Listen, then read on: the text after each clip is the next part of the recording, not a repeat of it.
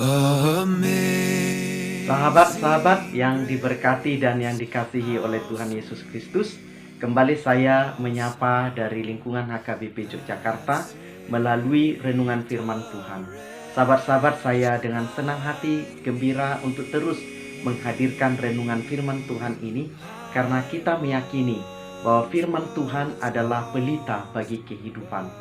Firman Tuhan akan mencerahkan dan menerangi kita di perjalanan kehidupan kita yang sementara di dunia ini. Sahabat-sahabatku, mari kita tetap semangat, mari kita tetap memelihara kesehatan, mari kita tetap memelihara iman yang tangguh. Sahabat-sahabatku, firman yang hendak kita renungkan yaitu dari Ibrani pasal 9 ayat 15. Demikian firman-Nya. Karena itu ia adalah pengantara dari suatu perjanjian yang baru, supaya mereka yang telah terpanggil dapat menerima bagian kekal yang dijanjikan. Sebab ia telah mati untuk menebus pelanggaran-pelanggaran yang telah dilakukan selama perjanjian yang pertama.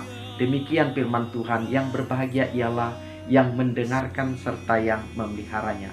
Sahabat-sahabat yang dikasihi oleh Tuhan Yesus Kristus, sebagai orang Kristen saya sangat meyakini sahabat-sahabat telah menerima dan memproklamirkan bahwa kitab kita adalah Alkitab, dan Alkitab kita berisikan yaitu perjanjian lama dan perjanjian baru.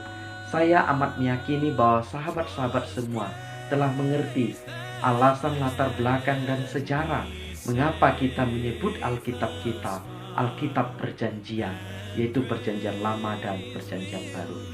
Sahabat-sahabat yang terkasih, Alkitab telah memproklamirkan kepada seluruh dunia tentang Allah, yaitu Allah yang menciptakan, Allah yang pemilik semesta, dan Allah sang pemelihara kehidupan.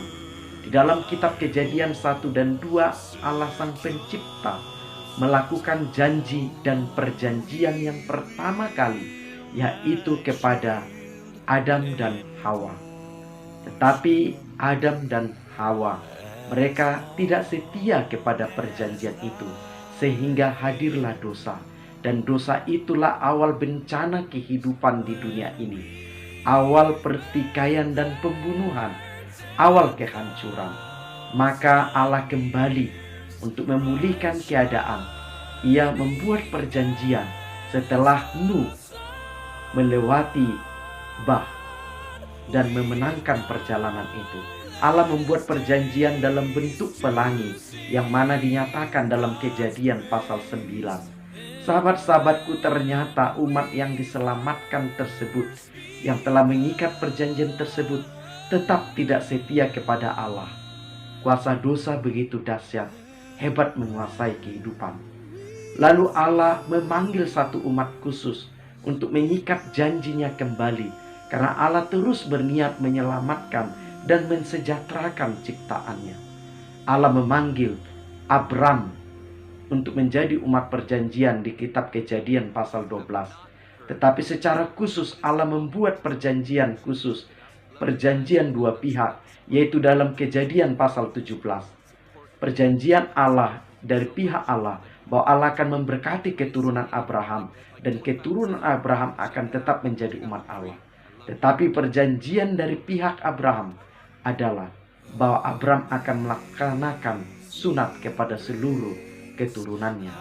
Sahabat-sahabat yang terkasih, ternyata tetap manusia oleh kuasa dosa tetap selalu melakukan yang tidak sesuai kehendak Tuhan.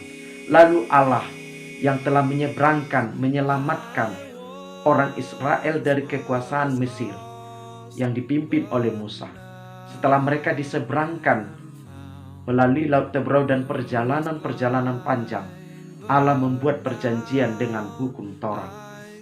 Tetapi di dalam hukum Taurat itu juga ada pelaksanaan perjanjian, yaitu Allah dengan umatnya. Yang pertama, bahwa umat itu memiliki perantara untuk berjumpa dengan Allah yang disebut dengan imam.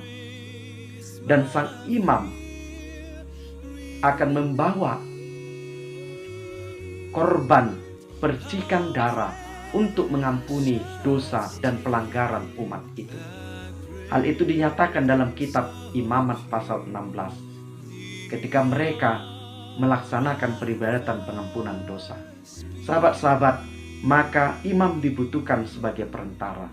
Di kemudian setelah peristiwa itu, bangsa itu terus melakukan dosa dan terbuang di Babel, dan mereka tidak ada lagi yang layak menjadi imam di dalam pelaksanaan pengampunan penebusan dosa, karena semua telah berdosa.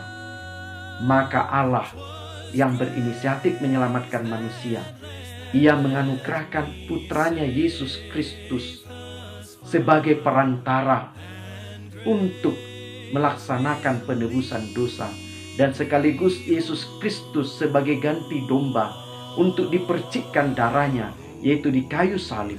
Setelah kita diselamatkan oleh Kristus, Allah mengangkat kita kembali menjadi umat perjanjian. Maka itulah sebagai perjanjian yang baru oleh Kristus. Sahabat-sahabat yang diberkati oleh Tuhan, kita sebagai umat perjanjian, umat yang dibaharui, dan umat yang diselamatkan oleh Allah.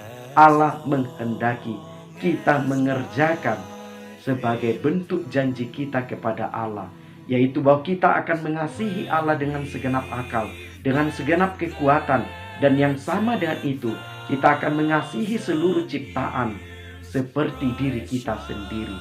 Sahabat-sahabatku, kita sering juga terlibat perjanjian dengan Allah. Mari sebagai umat ciptaan baru, umat yang digerakkan dan yang dibaharui Roh Kudus setiap hari, kita belajar setia kepada komitmen janji kita sebagai umat Allah, sebagai ciptaan yang baru. Mari tetap semangat, karena Allah yang akan memperlengkapi dan memampukan kita untuk bekerja, untuk mengerjakan janji-janji kepada Allah. Tuhan Yesus memberkati kita.